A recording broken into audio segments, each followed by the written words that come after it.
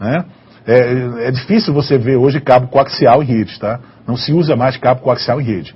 Até porque são cabos de baixíssima velocidade e fácil indutância eletromagnética. Já os cabos UTP são cabos que não utilizam limalha, né? Eles vão, simplesmente é um par trançado, ou seja, é um fio positivo, um fio negativo, que vão se enroscando ao longo do trajeto deles e combinam no que nós chamamos de conector RJ45, que é esse conectorzinho aqui de plástico, tá? Vocês estão vendo aqui, de plástico transparente, que tem várias terminações, né? Duas principais e mais algumas outras terminações, dependendo do que você vai utilizar para interligar neste cabo de par trançado, tá bom? Nós colocamos o cabo azul porque é a situação mais comum, mas existem também de outras cores, tá? Não é obrigado a ser azul. Mas meio que convencionou-se no mundo inteiro usar-se cabo de rede azul, até para não misturar com outros tipos de cabo, como cabo elétrico, né? Cabo de fibra ótica e outros tipos de cabos que se utilizam no mercado, tá bom?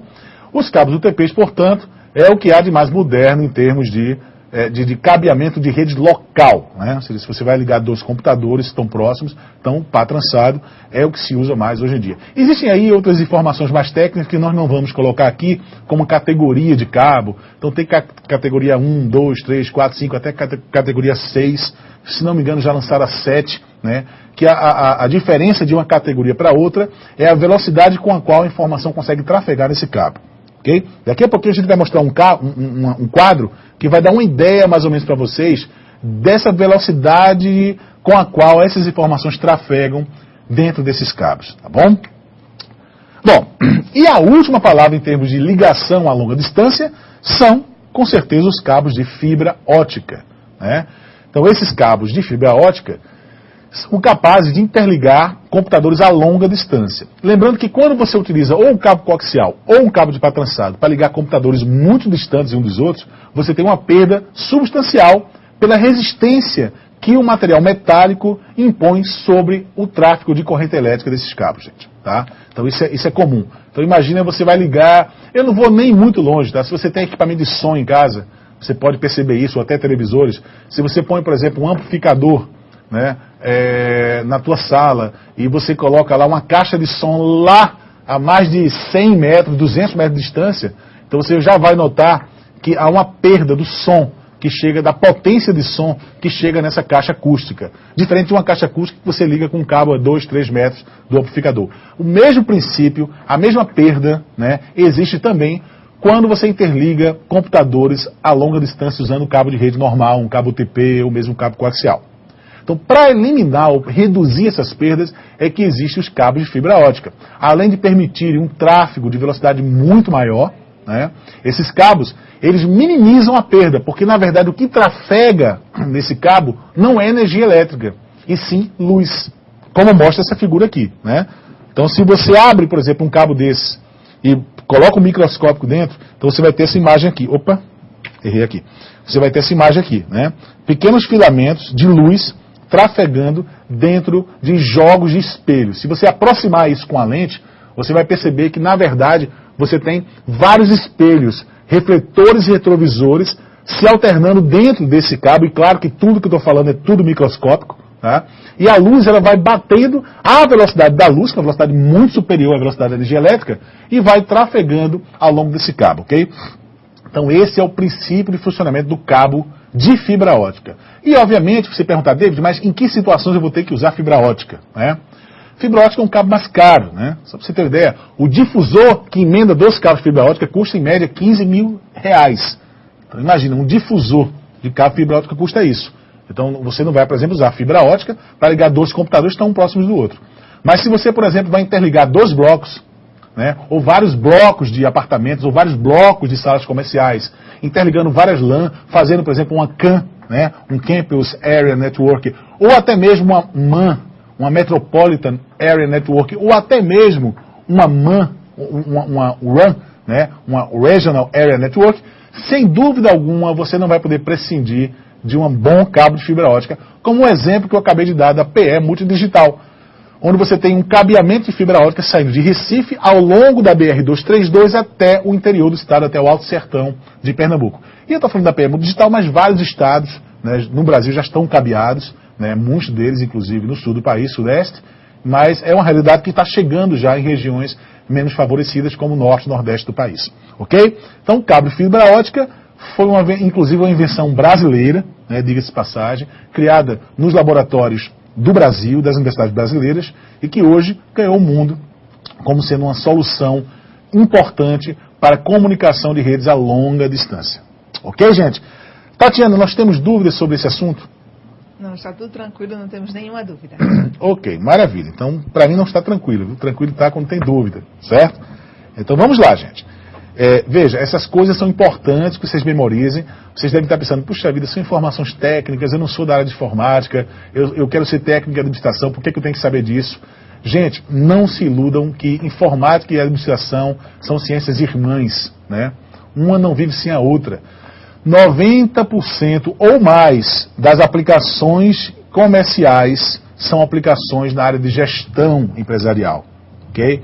Então não adianta pensar em ser administrador de empresas, técnico de administração, ou especialista em gestão, tecnólogo, qualquer que seja a profissão, você vai ter que ter intimidade com a tecnologia de informação e comunicação.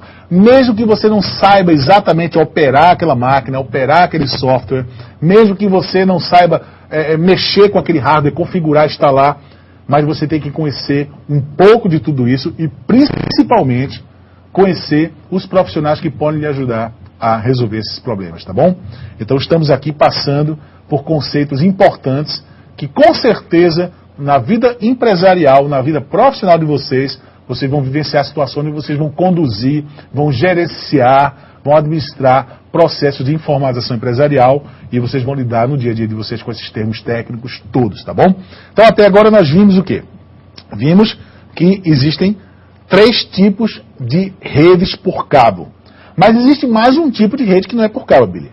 Qual é a rede que existe? Rede sem fio. Exatamente. Então veja que além da rede por cabo, ou cabeada, como queira chamar, né, que pode ser com cabo coaxial, que não existe mais basicamente, né? Pode ser por par trançado ou cabo UTP e fibra ótica. Nós temos agora, né, mais recentemente, mais precisamente na última década, nessa década que nós acabamos de virar, de 2000 até 2009, nós tivemos o lançamento das redes sem fio.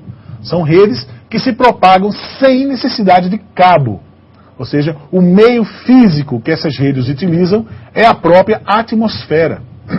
Pelo mesmo princípio das telecomunicações. Então veja que nós falamos ainda há pouco, né? A telemática, na verdade, é a fusão de 2 ciências igualmente importantes na área de tecnologia, que é a informática e as telecomunicações. E a rede sem fio é o caso mais clássico, né? É o caso mais contundente de que essa fusão existe de fato, né? Então não adianta a gente falar de informática sem considerar as telecomunicações e vice-versa. Então hoje, por exemplo, a rede sem fio, ela utiliza os mesmos princípios de funcionamento dos transmissores de satélite, dos transmissores de televisão, dos transmissores de radiodifusão, já usados no Brasil e no mundo desde o século retrasado, né? Desde o século passado, ok? Então tá aí. E como funcionam essas redes sem fio, gente? Tá? Basicamente funcionam com 2 equipamentos. Billy, por favor, volta para o slide. Tá? Você tem que ter um transmissor, certo? Um transmissor, que esse transmissor não precisa ser um poste desse aqui não, tá? Como está aqui desenhado. Ele pode ser um pequeno access point, ou melhor, um pequeno hub, né? Esse hub, hoje você compra, por exemplo, na faixa de 100, 150 reais, vende-se aí no mercado de eletrodomésticos, no mercado especializado de informática, até em lojas de magazine se vende isso, tá?